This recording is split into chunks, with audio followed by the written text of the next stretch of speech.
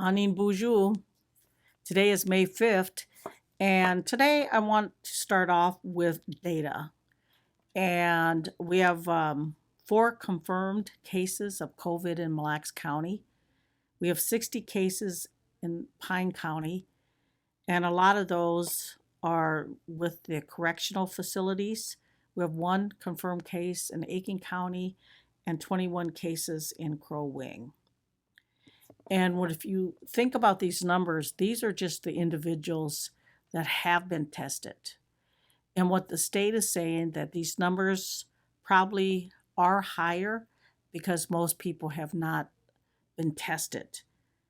And as a reminder, if you go out, please wear your mask and also try to stay home as much as possible.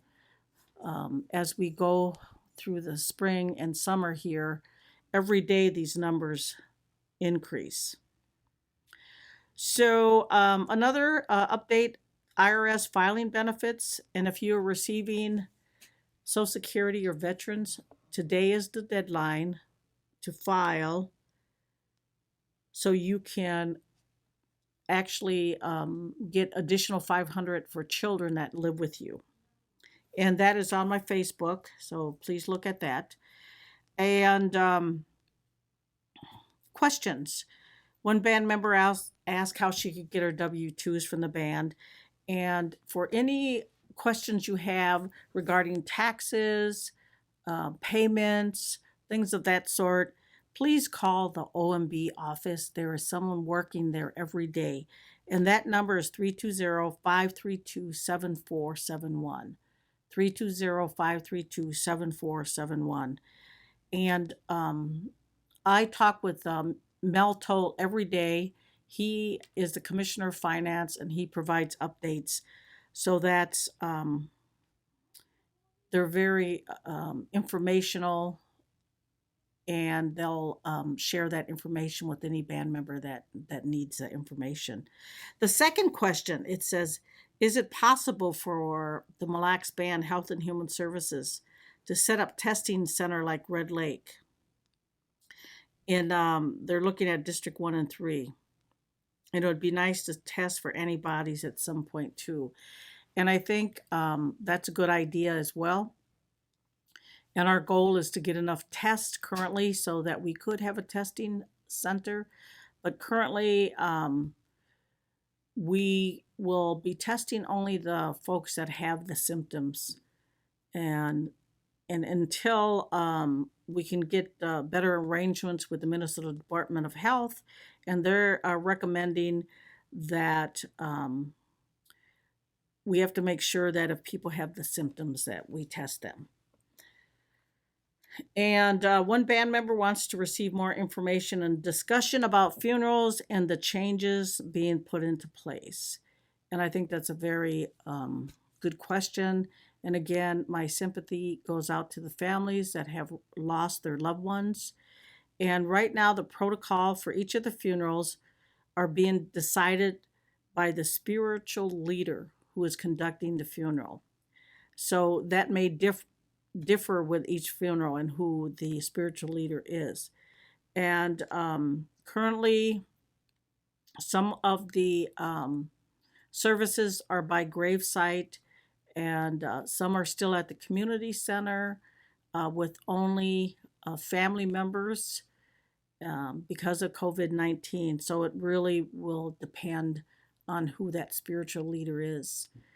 And we usually put out information on the band employee website about these funerals.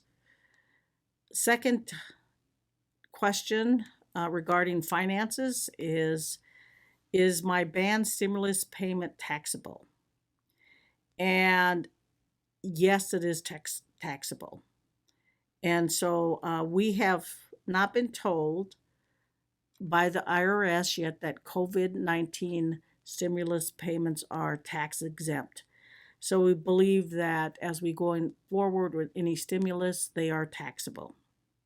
Today I have a call with the lieutenant governor and the governor. Again, even though we have these calls every day of the week, except for Saturday and Sunday, of course. And depending on what the governor's schedule is, he may or may not attend the meeting. And so today, he is actually going to be on our call. And so that's going to be very interesting and informational. As we know, he has extended the stay at home until May 18th.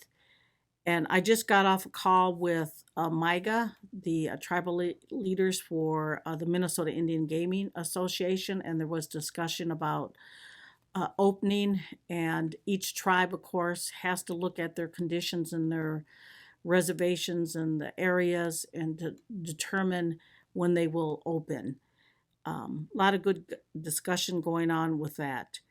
And also, we are preparing for if we have a positive case in one of our districts.